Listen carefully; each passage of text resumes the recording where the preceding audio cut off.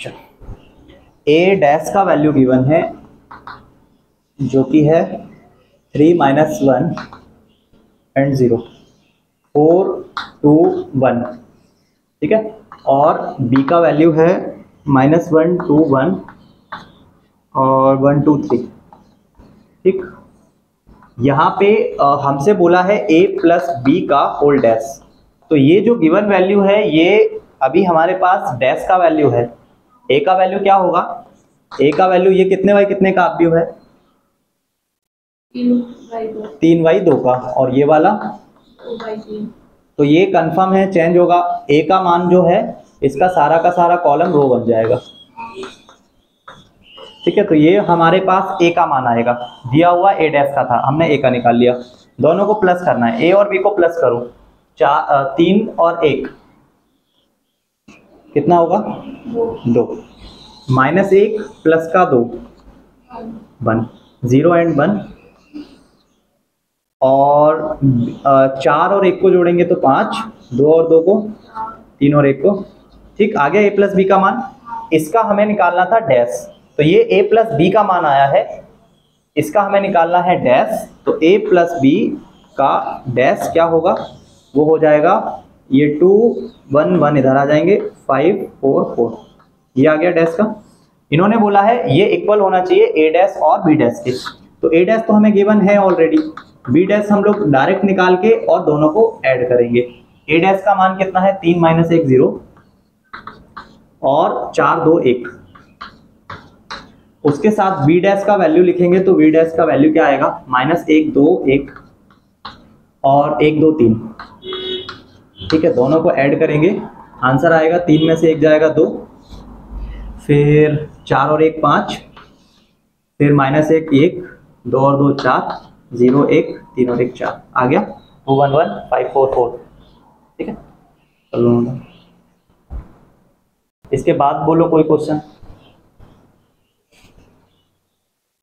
अब हालांकि यहाँ तक नहीं करे तो आगे कहाँ ही करे होंगे तुमने, लेकिन फिर भी चलो मैं 6 नंबर क्वेश्चन को बता रहा हूँ अपनी तरफ से, ठीक। कॉस अल्फा साइन अल्फा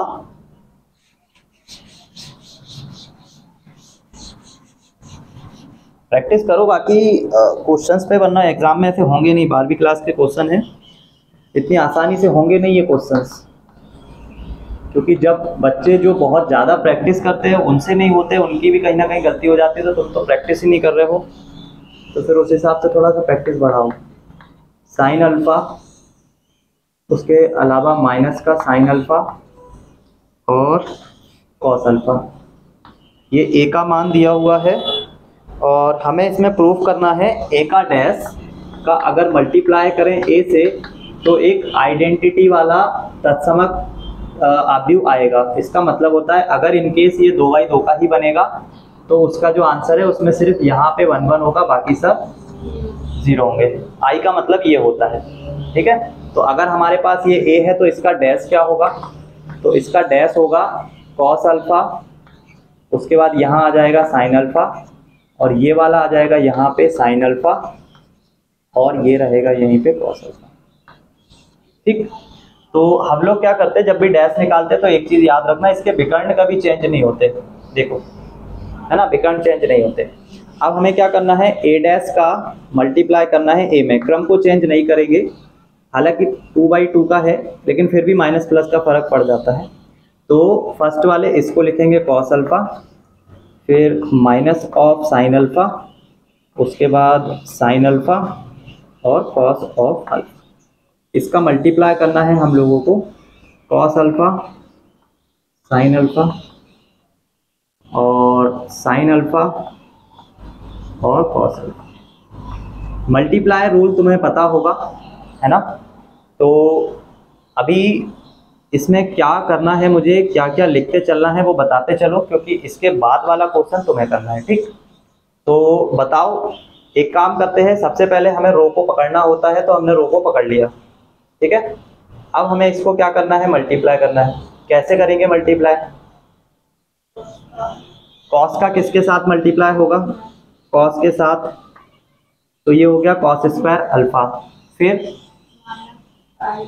ये माइनस है साइन है, ये किसके साथ गुणा होगा, तो वो बनेगा क्या, minus minus plus sine square alpha.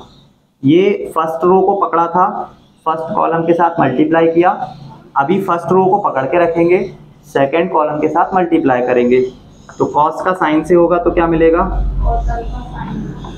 और बीच में मार्क कैसा आएगा, अब दूसरे अवयव का दूसरे अवयव से माइनस का मार्क आएगा, और यहाँ पे क्या आएगा, साइन अल्फा। और अभी सेकंड रो को पकड़ते हैं, सेकंड रो को फर्स्ट कॉलम के साथ, फिर सेकंड रो को सेकंड कॉलम के साथ। फर्स्ट सेकंड रो क्या है, साइन अल्फा, साइन अल्फा का मल्टीप्लाई होगा कॉस अल्फा से, तो क्या बनेगा, साइन अल्फा और कॉस अल्फा। फिर इसका मल्टीप्लाई इससे होगा, तो माइनस के मार्क के साथ साइन अल्फा और कॉस अल्फा। ठीक, अब इसको ही पकड़ के रखेंगे और उस वाले से करेंगे, तो साइन स्क्वायर अल्फा आएगा, और इसका इसके साथ होगा तो प्लस के साथ कॉस स्क्वायर। कुछ दिख रहा है यहाँ पे प्रॉपर्टी, क्या क्या प्रॉपर्टी दिख रहा है,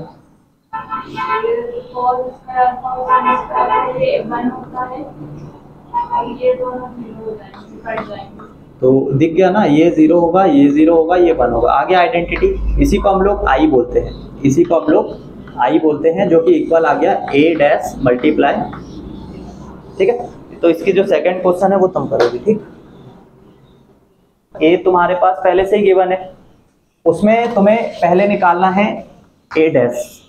ए तुम्हारे को गिवन है, तो ए का डैश निकाल सकते हो, तो ए का डैश निकाल लेना। ठीक, ए का डैश निकाल लोगे, फिर तुम्हें जो ए प्लस ए दिया हुआ है तो उसको पी मान लेना और उसको निकाल लेना, कुछ ना कुछ आएगा, है ना। फिर इसका डैश निकाल लेना, पी का dash it means A plus A का डैश, इसका डैश निकाल लेना, जो भी ये आएगा इसको पलटा के इसका डैश आ जाएगा। चेक करना क्या दोनों इक्वल आ रहे हैं, अगर दोनों इक्वल आ रहे होंगे इसका मतलब पी बराबर आ रहा होगा पी डैश के, हो गया सबमिट।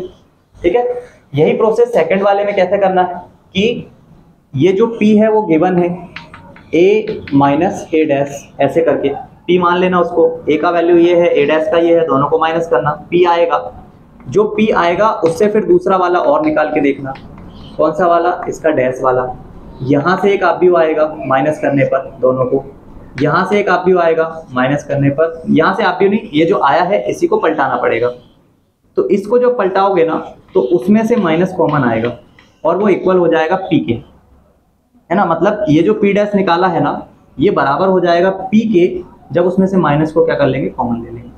और यहाँ पे भी ऐसा ही होगा, ये जो पी डैश है ना ये इक्वल आ जाएगा इस पी के डायरेक्ट, तो ये सम्मित होगा और ये विषम सम्मित होगा।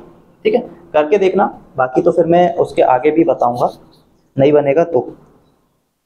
ठीक है, तो ये हो गया, अभी नहीं है ना कोई भी क्वेश्चन, अभी तो ठीक है।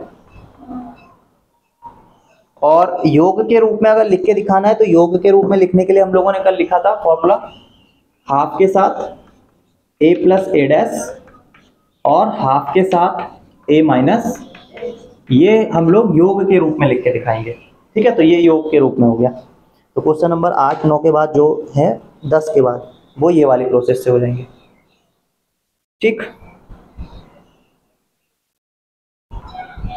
हो गया, उसके बाद खत्म है, उसके बाद कुछ भी नहीं है।